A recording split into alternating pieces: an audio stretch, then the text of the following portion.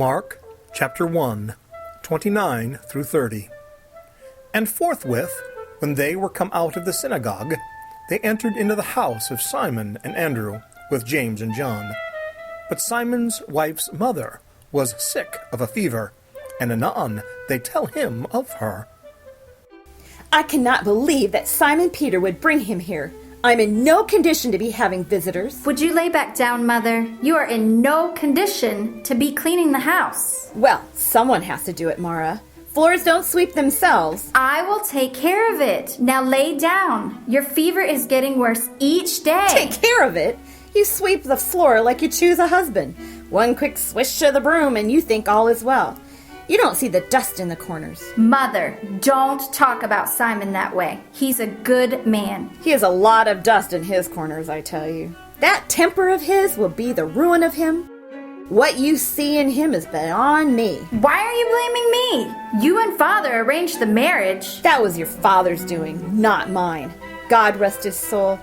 I was against it from the start. I know. You had your eye on Orrin. You tried to play matchmaker from the time we were 4 years old. He would have been an excellent catch. A baker. Can you imagine a baker in the family? So respectable. The aromas that travel with him. Ah, heavenly. Fishing is a respectable profession too, Mother. Of course, Mara dear. Why, who doesn't want his husband out on a filthy boat all night? And sometimes with nothing to show for it. Who wouldn't want a man with hands as rough as rocks? Who wouldn't want a man who carries the stink of the fish in every pore, and hair, and stitch of clothing? Yes, that's the life I dreamt for you. Well, I trust it's just the fever speaking. Simon is a good man. He works hard, and he provides for me. I can't ask for anything more. You might ask for a man who is home once in a while. It was bad enough he'd be gone fishing for days and leave you at home. But now he's gone for weeks with that... Rabbi? I was going to say troublemaker. He is not a troublemaker. Jesus preaches of love and forgiveness. That's what I mean. A troublemaker. What? No one wants to hear that. The scribes and the Pharisees see him as wanting to side with the Romans. Forgive them, he says. The Romans see him as a weak pacifist. And so the soldiers sneer at us all even more. The people love him. They love his supposed miracles. Supposed miracles? You don't believe the reports? Casting out demons? Huh. I've yet to see a demon. I have. What'd you say? Never mind. Last thing this family needs is someone drawing attention to us. The Romans are not above. They're here. They're here? Already? Oh, the floor. No one will notice the floor, Mother. I'll be right back. Get me some water, please. Oh, well. I suppose it's for the best that I'm laid up here in bed. I am in no mood to be listening to Simon and his brother Andrew brag about their fishing business. Then when James and John jump in, you'd think they were in a contest for the greatest treasures of Egypt. We caught more fish than you. Well, our fish were bigger and sold for more at the market. As if fish were the most important work a man could do. Nonsense. You're right, Mother Naomi. It is nonsense. Oh, Simon!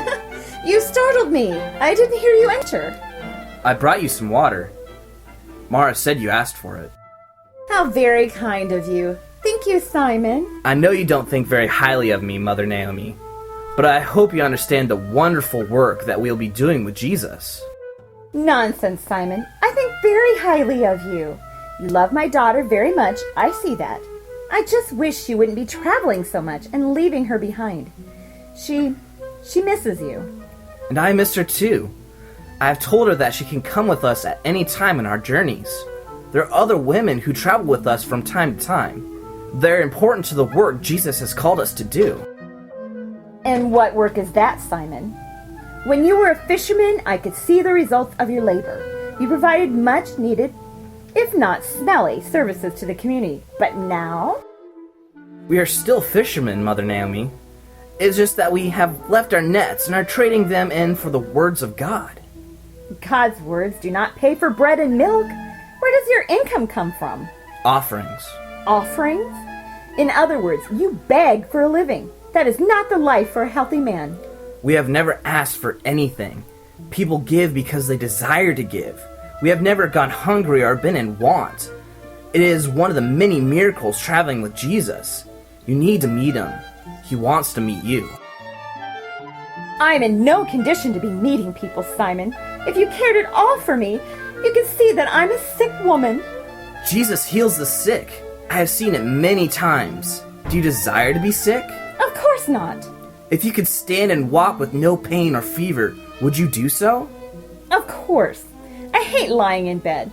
I would much rather be out there taking care of you than having you sitting here, mopping my brow. Then let Jesus heal you. All you have to do is ask. Why would he care what I need or want?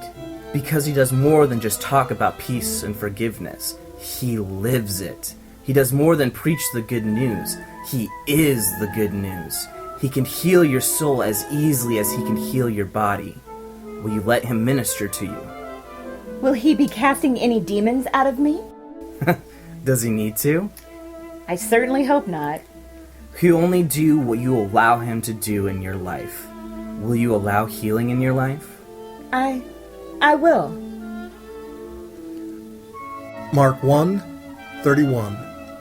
And Jesus came and took her by the hand and lifted her up. And immediately the fever left her, and she ministered unto them.